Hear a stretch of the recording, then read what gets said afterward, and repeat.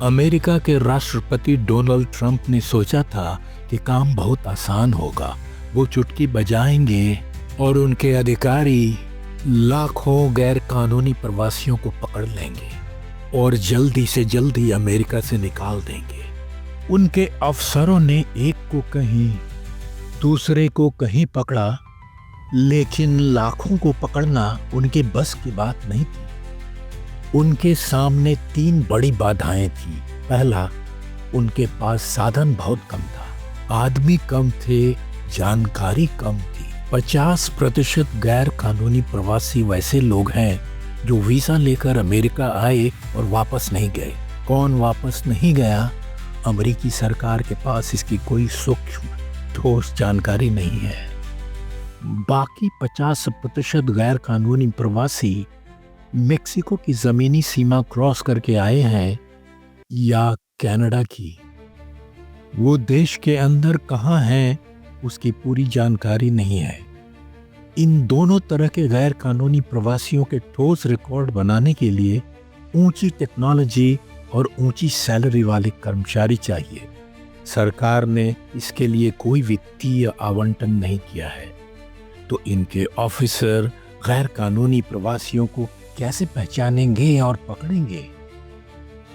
अफसरों की दूसरी मुश्किल है कि अनेक उद्योग और व्यवसाय के मालिक उनको नौकरी में रखे हुए हैं, क्योंकि उन कामों के लिए देशी कामगार नहीं मिलते। मालिक उनको छुपाकर रखना चाहते हैं। जैसे कृषि उद्योग में, मीट पैकिंग उद्योग में, होटल और रेस्तरां में, कपड़ा और वस्त्र उद्योग में, फैक्ट्रियों में। अधिकांश मालिक गैर कानूनी प्रवासियों को अपने पेरोल पे नहीं रखते। उनको लेबर कॉन्ट्रैक्टर के माध्यम से लेते हैं। इससे उनको 2 फायदे हैं। पहला, कामगारों को कम तनख्वाह और कोई हाउसिंग, मेडिकल आदि की सहायता नहीं। दूसरा, सरकार से छुपाकर उनसे काम कराने में लेबर कॉन्ट्रैक्टर उनकी पूरी मदद करते हैं। अफसरों के सामने तीसरी बड़ी बाधा यह है कि गैर कानूनी प्रवासियों की रक्षा के लिए देश में एक बड़ा सामाजिक इंफ्रास्ट्रक्चर है। इसमें विभिन्न देशों से आए लोगों के अपने अपने संगठन हैं, एनजीओ हैं, धार्मिक संगठन जो अपने धर्म के लोगों को शरण देना अपना कर्तव्य समझते हैं, ट्रेड यूनियन, उदार सोच वाले अमेरिकियों की विशाल जमात। ऐसे हालात में ट्रंप के अफसरों के लिए 4 करोड़ गैर कानूनी प्रवासियों को खोज निकाल पाना असंभव था। उनके लिए अमेरिका एक विशाल जंगल था जिसमें घनी झाड़ियों के अंदर ऐसे प्रवासी छोटे छोटे जीवों की तरह जी रहे थे। ऐसा लगा ट्रंप का मास डिपोर्टेशन मिशन फेल हो जाएगा। उन्होंने एक नया रास्ता चुना। वो रास्ता था आतंक का। एक को पकड़ो, 1000 को आतंकित करो। 10 को पकड़ो, 10,000 को आतंकित करो।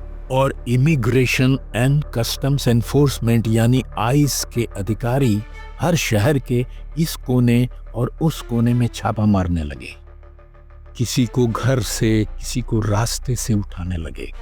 अनेकों कार्यस्थलों पर हमला बोला, स्ट्रीट फूड वेंडर्स पर, डेयरी फार्मों पे।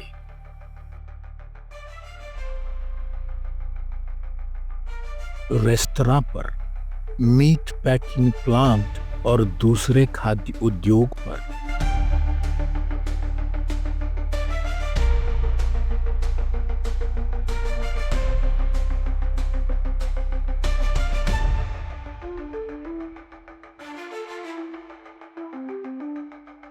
घरेलू सामान के स्टोर और उनसे जुड़े शिल्पों पर।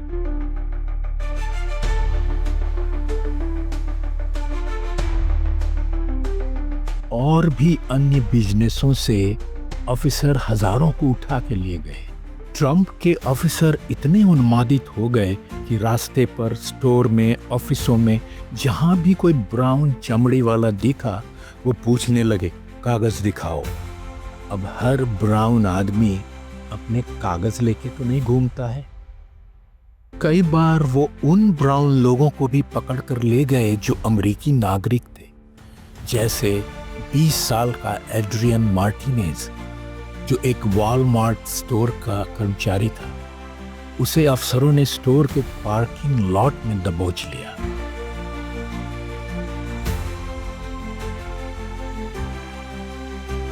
ट्रंप का मकसद था कि इतना व्यापक डर फैला दो कि गैर कानूनी प्रवासी खुद ही अमेरिका छोड़ के भाग जाएं।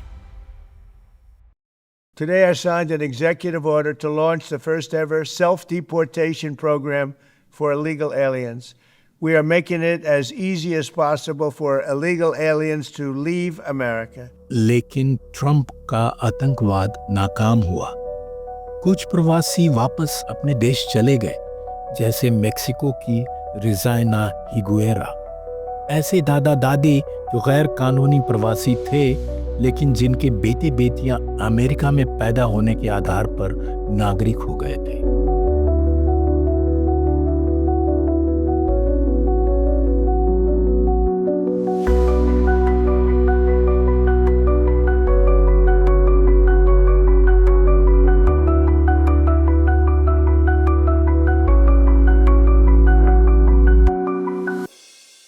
ट्रंप ने धमकी दी, जो वापस नहीं जाएगा अगर वो पकड़ा गया तो अपने गैर कानूनी प्रवास काल के लिए प्रतिदिन $1000 का फाइन देगा। उसका घर, बैंक में जमा पैसा और व्यवसाय की संपत्ति जब्त कर ली जाएगी। साथ में प्रलोभन भी दिया, जाने वालों को फ्री टिकट और $1000 का बहिर्गमन बोनस। इन सब का भी कोई असर नहीं हुआ।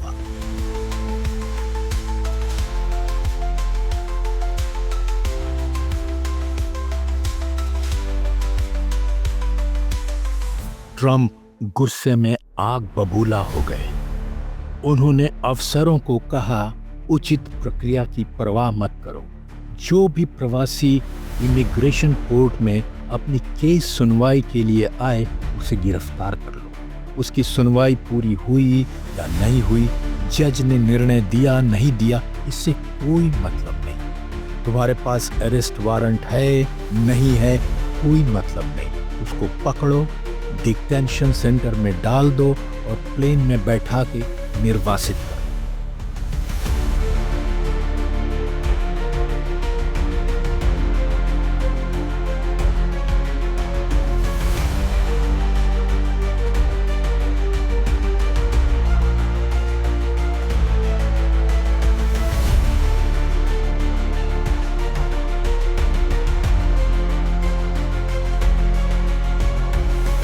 इनमें से कितने थे जिन्होंने अमेरिका में शरण के लिए आवेदन दिया था और उनकी कोर्ट में सुनवाई चल रही थी।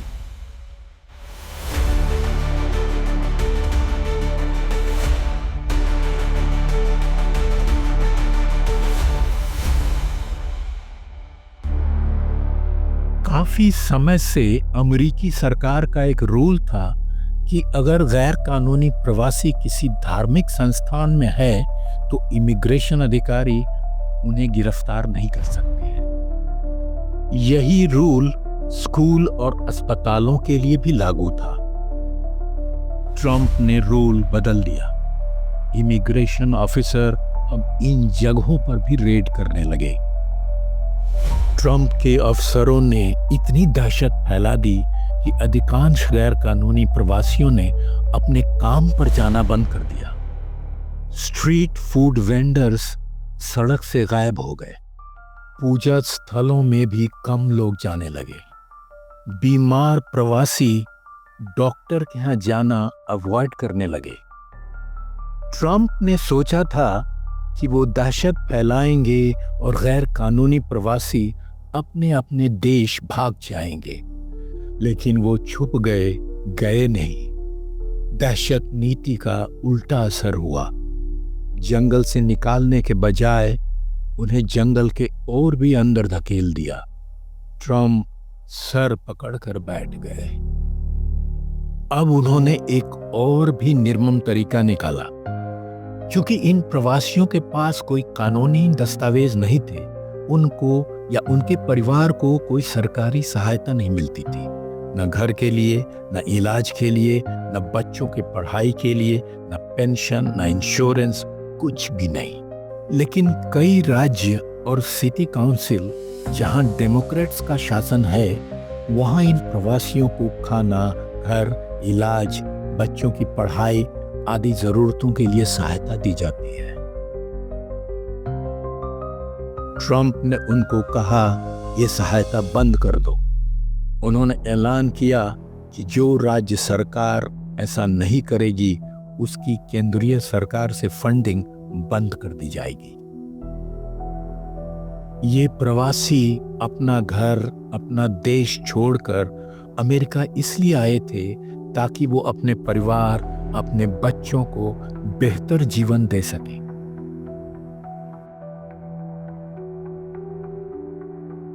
लेकिन ट्रंप तो उनको बदतर से बदतर जीवन देने पर उतारू थे। उनके सपने के घड़े को ही फोड़ रहे थे। अमेरिका में रहना ही दुश्वार कर रहे थे। कहते हैं इस देश में हर एक व्यक्ति को अपना जीवन बेहतर से बेहतर करने की आज़ादी है। वो आज़ादी कहाँ है? ट्रंप प्रवासियों को डिपोर्ट नहीं कर रहे थे, वो आज़ादी को ही डिपोर्ट कर रहे थे। प्रवासियों ने कहा, हम आज़ादी को डिपोर्ट नहीं होने देंगे।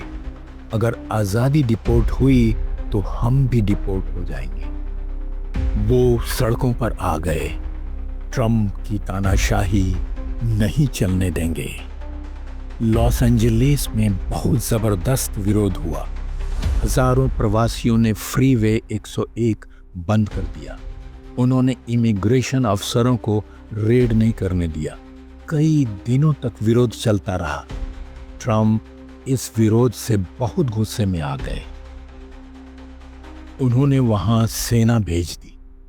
अमेरिकी संविधान के अनुसार राष्ट्रपति राज्य के गवर्नर की सहमति के बिना किसी राज्य में सेना नहीं भेज सकते हैं, जब तक कि वहां कोई असाधारण कारण जैसे राष्ट्रविद्रोह की स्थिति न हो। लेकिन ट्रंप ने गवर्नर की कोई सहमति नहीं ली। ट्रंप खुले तौर पर कहते हैं कि उनको 7 करोड़ 70 लाख अमेरिकियों ने वोट दिया है। उनका जनादेश है कि मैं गैर कानूनी प्रवासियों को भगा दूं। इस मिशन के रास्ते में कानून, उचित प्रक्रिया, न्यायपालिका, विरोधी पार्टियां, कोई भी आया तो उनकी खैर नहीं। क्या ट्रंप का प्रवासी विरोधी आतंकवाद जारी रहेगा? क्या उनकी तानाशाही चलती रहेगी? जवाब है नहीं। कई महत्वपूर्ण ट्रेंड दिख रहे हैं, कई ताकतें उभर रही हैं जो उनके निरंकुश शासन का अंत करेंगी।